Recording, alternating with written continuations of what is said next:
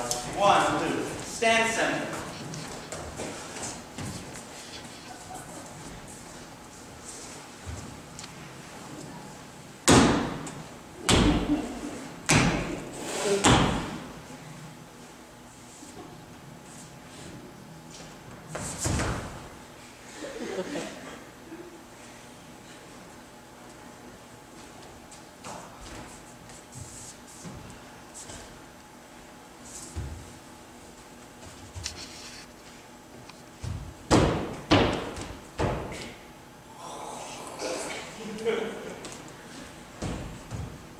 What thou seest when thou dost wake, do it for thy true love take.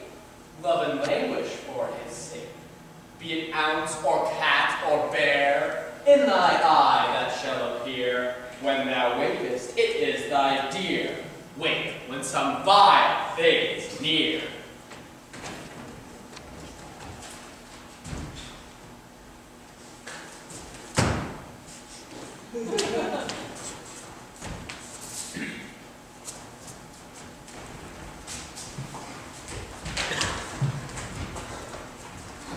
Fair love, we think of wandering in the wood, and to speak truth, I have forgot our way.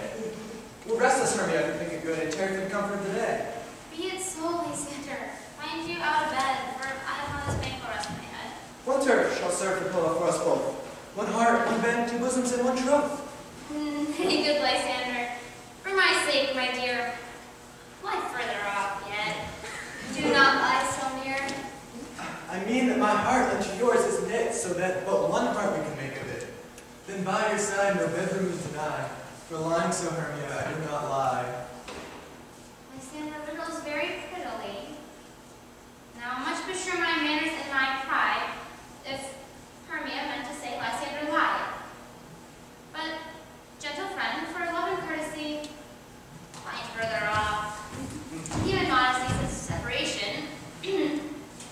As it may well be said, becomes a virtuous bachelor and a maid. So far, be distant! And good night, sweet friend! May love never end like sweet life end. Amen to that fair prayer say I, and then end life when I end loyalty. Round the forest have I gone, but Athenian found I none. Night and silence. Who is here? Weeds of Athens he doth wear.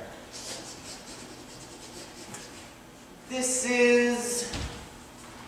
He, my master said, despised the Athenian maid. And here the maiden, sleeping sound, on the dank and dirty ground.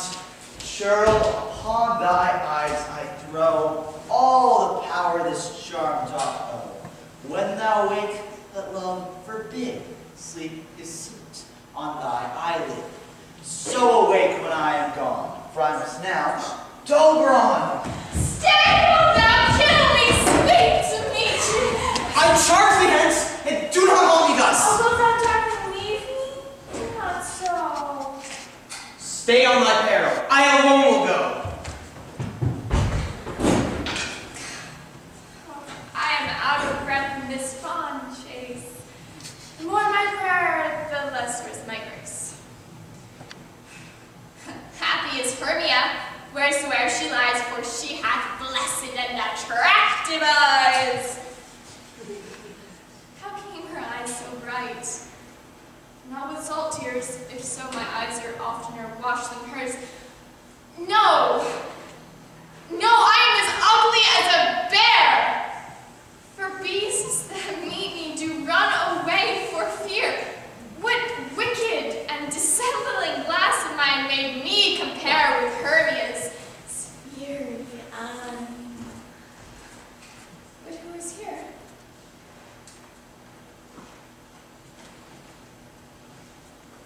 Lysander, on the ground dead? Or asleep? I see no blood, no wound. Lysander, if you live, good sir, awake! And run through fire I will for thy sweet sake. Transparent fair Helena, nature shows art, that through thy bosom we see thy heart. Where is Demetrius? Oh, how fit a word is that name to perish on my sword! Do not say so, Lysander! Say not so! What though he love your Hermia, Lord? What though that Hermia still loves you? Then be content. Content with Hermia? No, I do repent the tedious minutes I with her have spent. Not Hermia, but Helena I love. Who will not cheat a virgin for a dove? The will of man is by his reason swayed, and reason says where it works remains. Wherefore was I to this keen mockery born? When at your hands did I deserve this scorn? It's not enough. It's not enough, young man, that I may never, no, nor never can deserve a sweet look from Demetrius's eyes. But you must flout my insufficiency? Oh, you do me wrong. Could sooth you do in such disdainful manner me to woo? But very well. Perforce I must confess I thought you more and more true gentleness. Oh, that a lady of one man refused, not another therefore be abused. She's not Hermia. Hermia, sleep thou there, and never mayest thou come Lysander near. And all my powers address your love and might to honor Helena to be her knight. Help me, Lysander, help me. Do thy best to hold these coins and rip from my breast. Leave me for pity. What a drink was here. Lysander, look how much you quake with fear. Lysander? What? Remove? Lysander? Lord? Alack, where are you? Speak, and if you hear, speak of our loves. I swoon almost with fear. No? Then I will perceive you all not nigh. Either death or you, I'll find immediately.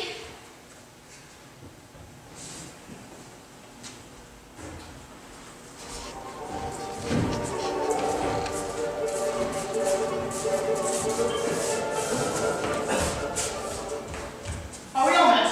Half past, here's a marvelous convenient place for our rehearsal. This green flat is your stage. This hawthorn ready for retiring house. You shall do it in action as you shall do it before the Duke. Yay! Peter Joyce. What sayest thou, William? There are things in this comedy of Pyramus and Thisbe that will never please. First, Pyramus must draw a sword to kill himself, which the ladies cannot abide. How let's do that? Fire lake in a parlous fear. I believe we must leave the killing out when all is done. Not a wit. I have a device to make all well. Write me a prologue, and let the prologue seem to say, we will do no harm with our swords, and that Pyramus is not killed indeed. And for more better assurance, tell them that I Pyramus am not Pyramus, but Bottom the Weaver. This will put them out of fear. Will not the ladies be afeard of the lion? I knew it! I promise you! Masters, you ought to consider with yourselves to bring in touch. You know, this lion amongst ladies is the most dreadful thing. For there is not more fearful wild fowl than your lion living. We got to look to it. Therefore, another prologue must tell he is not a lion. You must name his name, and half his face must be seen through the lion's neck, and he himself must speak through, saying thus with the same defect. Ladies, or fair ladies, I would request you, or I would wish you, or I would entreat you, not to fear, not to tremble, my life for yours. If you think I come hither as a lion, to pity in my life, no, I am no such thing. I am a man as other men are, and there let him name his name, and tell them all plainly he is Robinson. Well, it shall be so. But there is two hard things. That is, to bring moonlight into the chamber. For Pyramus and Thisbe, you know, did meet by moonlight. Does the moon shine that night we play our play? I tell him,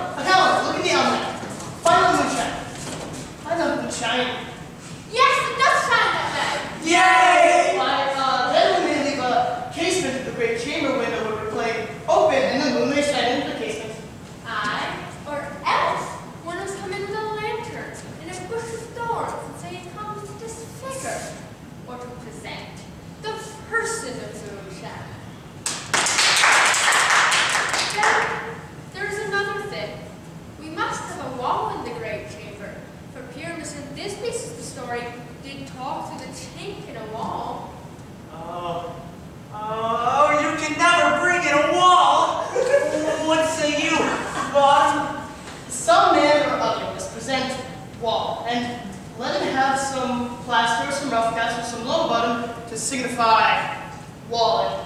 He may hold his fingers thus, and through that cranny shall hear his Thisbe whisper, If that may be, then all is well. Yay! Come, sit down, every mother says, reverse your thoughts. Pyramus, you begin. When you spoke your speech, enter into that break, so everyone according to his cue. What have been home except we swaggering here? So, here the cradle is very clean. What? A play toward?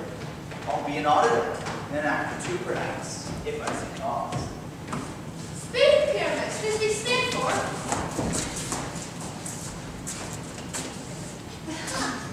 Thisbe! The flowers of Odious say the sweet. Odors. Odors say the sweet. My dearest Thisbe dear. But hark! A voice! Stay thou but here a while, and by wilt he appear.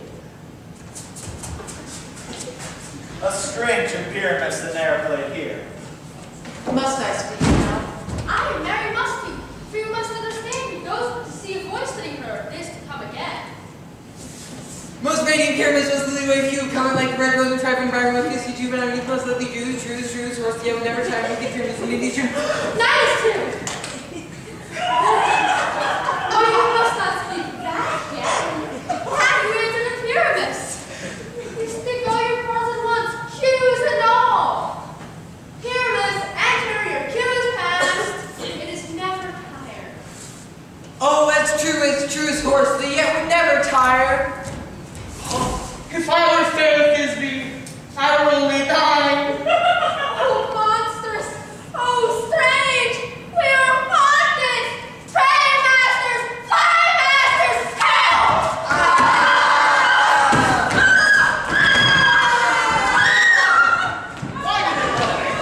It's the demon! Make me fear! Oh, bottom, thou art changed. What do I see on thee? You see, that's your own, do you? My flesh and orchard laden!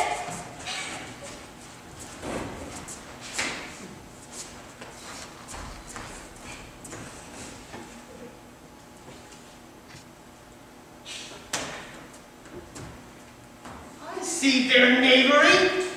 This is to make an ass of me. To frighten me if they could. But I will not search this place to what they can. I shall walk up and down here and I will sing so that they shall hear I am not afraid. People so talk so black to you with orange honeybill, but trust me with this note so truly random.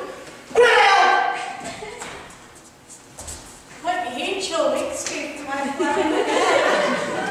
Thinks the sparrow and the lark, playing song through the grave, whose notes full many men doth mark and dare not answer, nay! I speak a gentle mortal singing head. Mine ear is much enamored with thy note, as is mine eye thralled to thy shape, and thy fair virtue's force, her close thoughts move me. On first view to say, to swear, I love thee. Methinks, mistress, we should have little reason for that. And yet, reason and love keep little company together nowadays. Nay, I can't believe upon occasion. Thou art wise as thou art beautiful. Not so, neither. But if I had wood enough to get out of this wood, I'd have enough to serve my own turn. Out of this wood do not desire to go. Thou wilt remain here whether thou wilt or no. I am a spirit of no common rate. The summer still doth tend upon my state, and I do love thee. Therefore, go with me. I'll give thee fairies to attend on thee, and they shall fetch thee jewels from the deep, and sing while thou on fast flowers dost sleep. And I will purge thy mortal grossness so that thou shalt as an airy spirit go. Peace, Blossom! Ready! Conrad! Ready! Moth! And Allie? Mustard seed! Yo! Where should we go? Be kind and courteous to this gentleman. Feed him with apricots and blueberries. The honey bag seals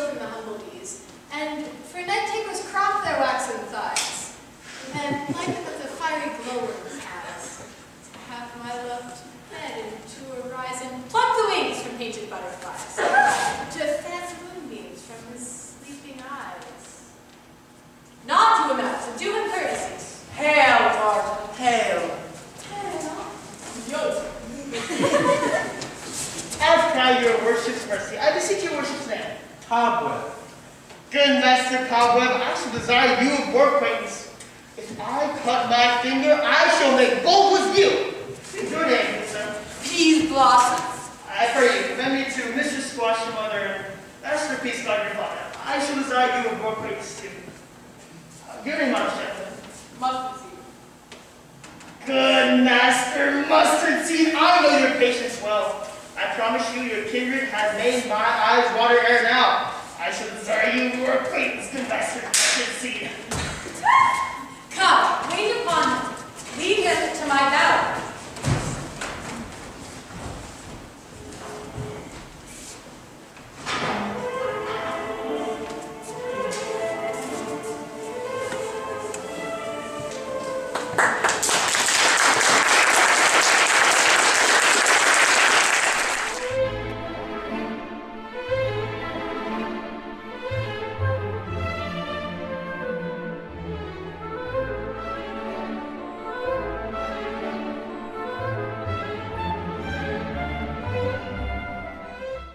She waiting looked upon, which she must dote on in extremity.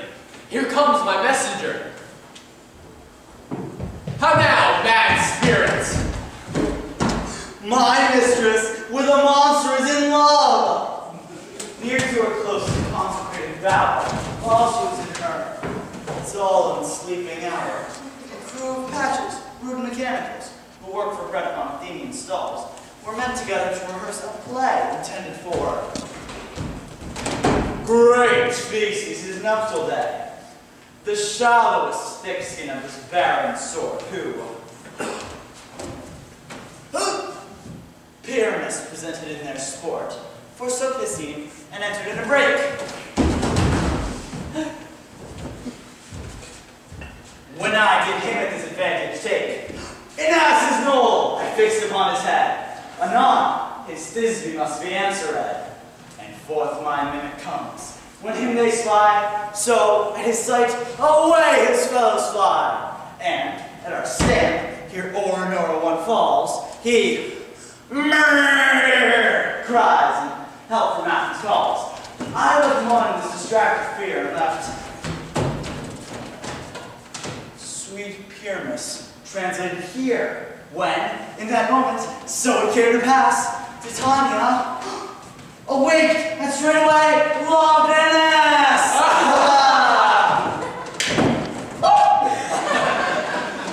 This falls out better than I could devise. But hast thou yet latched the Athenians' eyes with the love juices I did bid thee do? I took him sleeping, that is finished too, and the Athenian woman by his side, that when he wake, all for she must be eyed. Stand close, this is the same Athenian. This is the woman, but not this the man. No! Oh, why rebuke you him that loves you so? Lay breath so bitter on your bitter foe. Now I but chide, but I should use thee worse. For thou, I fear, hast given me cause to curse. The sun was not so true unto the day as he to me, but you've stolen away. It cannot be but thou hast murdered him. So should a murderer look, so dead, so grim. So should the murdered look. And so should I, pierced through the heart with tears turned cruelty. Yet you, the murderer, as bright, as clear, as yonder Venus in her glimmering sphere. What's this to my Lysander? Where is he? Good Demetrius, wilt thou give him me? I'd rather give his carcass to my hounds. Out, dog, out, cur! Thou doesn't pass the bounds of maiden's patience. Hast thou slain him then? Henceforth be never among men. You spent your passion on a misprized moon. I'm not guilty of Lysander's blood, nor is he dead. For aught that I can tell. Pray thee, tell me that he is well. And if I could, what should I get there for? A privilege never to see me more. And from the hated presence part I sow. See me no more, whether he be dead or no.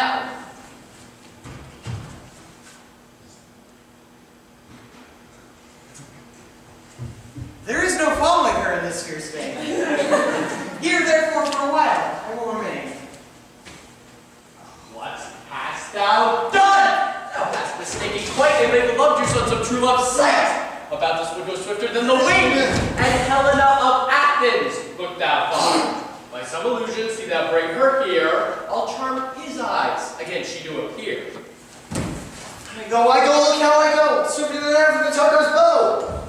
Flower of this purple dye, hit with Cupid's archery. Sink in apple of his eye. When his love he doth espy, let her shine as gloriously as the Venus of the sky. When thou wakest if she be by, beg of her for remedy. Captain Bar, fairy band, Helena is her hand.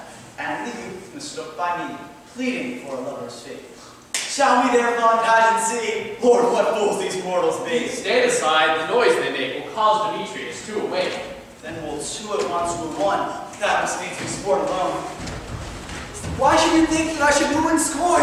When I vow, I will keep. True vows are born. How can these things in me seem to scorn you? Bearing the best of faith to prove them true. You do advance your cunning more and more. These vows are Hermia's. Will you give her o'er? I had no judgment when to her I swore. Nor none in mine, now you give her o'er. Demetrius loves her, and he loves not you. Oh, Helena, goddess, nymph, perfect, divine. To what my love shall I compare thine? Crystals muddy, oh how ripe and show thy lips, those kissing cherries, tempting grow. When thou holdest up thy hands, oh let me kiss this princess of pure white, this seal of bliss. Oh, spite!